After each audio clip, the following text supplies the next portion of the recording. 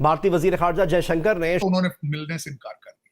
इनकी औकात ही नहीं है कि वो इन्हें बुलाएं। ठीक है, मैं नहीं समझता कि वो अब हमें किसी वो गिनता है कि अब इनके साथ कोई हमें डायलॉग करने चाहिए। ठीक है, क्योंकि अब वो एक सुपर पावर बनता जा रहा है। लगता है जयशंकर आएंगे, मुझे तो बड़ा मुश्किल लगता है जयशंकर चीमा साहब, सबसे पहले तो मैं करेक्शन करना चाहूंगा, पाकिस्तानी तो पाकिस्तान से नहीं मिलते तो कॉन्फ्रेंस किधर से कांग्रेस मिल जाएगी। अब क्या डॉक्टर जयशंकर इस बात के लिए तैयार हो जाएंगे कि वो हमारे डिफेंस मिनिस्टर ख्वाजा आसिफ के साथ कश्मीर को लेकर डिबेट करें?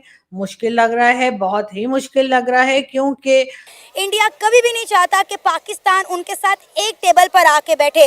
उन्होंने कहा वो मुल्क जो दहशतगर्दों को सपोर्ट करे, हमारे मुल्क में आके दहशतगर्दी करे, वो कैसे सोच सकते हैं कि हम उनके साथ एक टेबल के ऊपर बैठ के बातचीत भी कर सकते हैं। अमित शाह अब यहाँ तक बात करने पर आ गया कि हम ये जो कश्मीर का मसला है इसको जड़ से उखाड़ फेंकेंगे।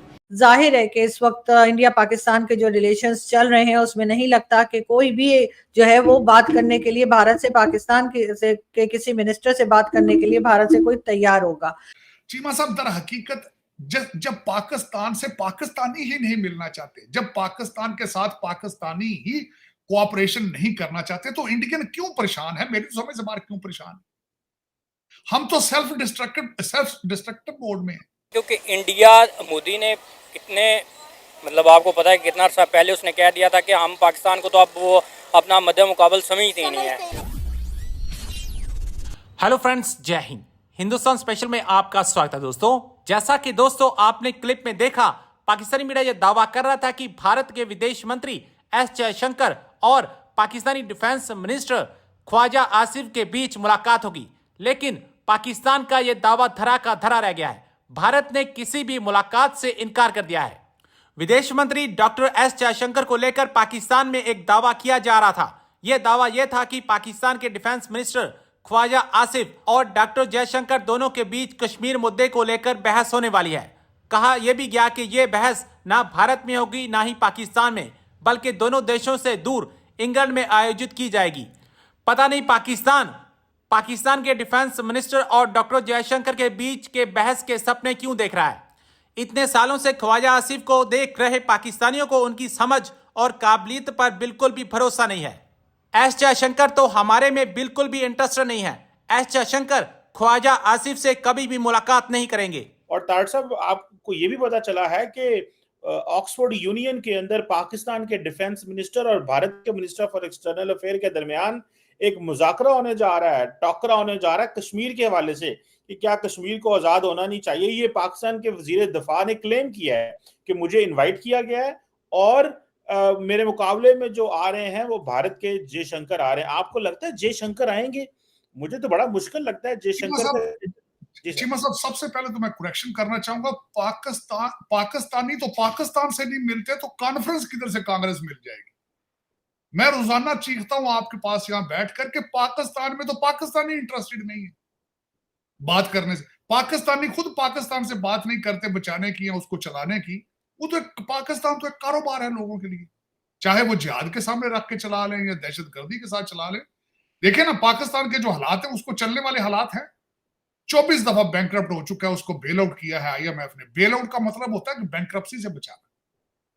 जब पाकिस्तान के साथ पाकिस्तानी बात नहीं करते तो कांग्रेस किस तरह करेगी? बल्कि मैं, जिस तरह मैं कल परसों मैंने कहा था कि इस वक्त हमारे बंगाली भाइयों को बहुत ज्यादा प्यार आ रहा है पाकिस्तान के ऊपर। बात मैं हैरान हूं, ठीक है, लेकिन कम देखें तो सही कि पाकिस्तान किस तरह बचेगा चीमा साहब। बल्कि मैं आज आपके प्रोग्राम के अंदर एक वो अल जजीरा का एक प्रोग्राम मैंने बड़ी डिटेल से देखा है। कल उन्होंने नशर किया है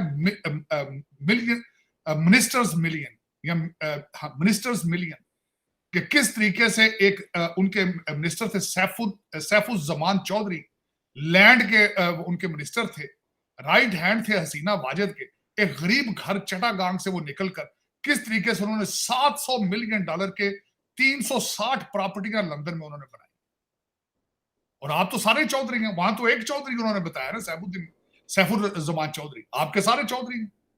आपकी देखें दिन भर में लंदन कौन रहता है, कौन आता है। आपके तो लोग कैरी ऑन लगेज के साथ आते हैं लंदन से और लूट के फिर वापस चले जाते हैं। चले इस पे भी बात करते हैं। और बल्कि हमारे आसिफ साहब, जो ख्वाजा आसिफ साहब हैं, पहले भी वो पाकिस्तान में करारी तकरीरें करने के लिए मशहूर है। ये उन्होंने शुरली छोड़ी है, इससे पहले एक और शुरली भी उन्होंने छोड़ी थी।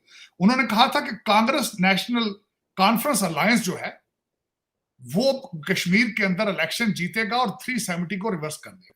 मैं दर हकीकत चीमा साहब, मैं ऑन ग्राउंड, मेरे कश्मीर के जम्मू के अंदर भी मेरे कई दोस्त हैं, मौजूद हैं, सरदार मेरे कई दोस्त हैं वहां, श्रीनगर में भी मेरे एक दो जानने वाले हैं, लेकिन मैं, आपको पता है, पॉलिटिकल साइंस का स्टूडेंट हूं और मेरा ये पैशन है और मैं हमेशा भारत को अपना दूसरा घर, सेकंड होम समझता हूं।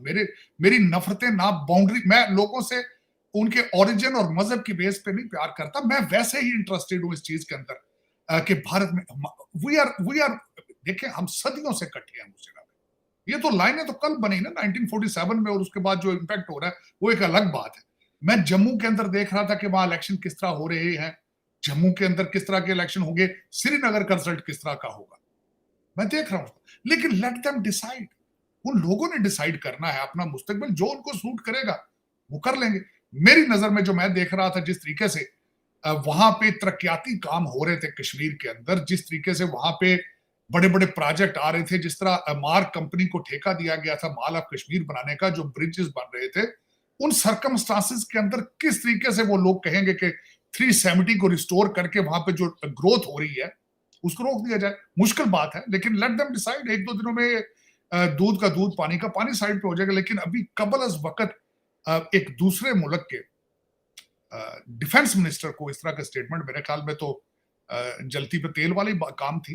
फिर उन्होंने जवाब दे दिया ना, दूसरी तरफ से अमित शाह साहब ने जवाब दिया। उन्होंने कहा कि ये हमारे पप्पू भाईजान और ये जो पाकिस्तानी पप्पू भाईजान ये भूल जाते हैं कि सेंटर च बीजेपी जे, सेंटर में हुकूमत उनकी है, तो ये भूल गए हैं, स्टेटमेंटें दे देते हैं, भूलते हैं।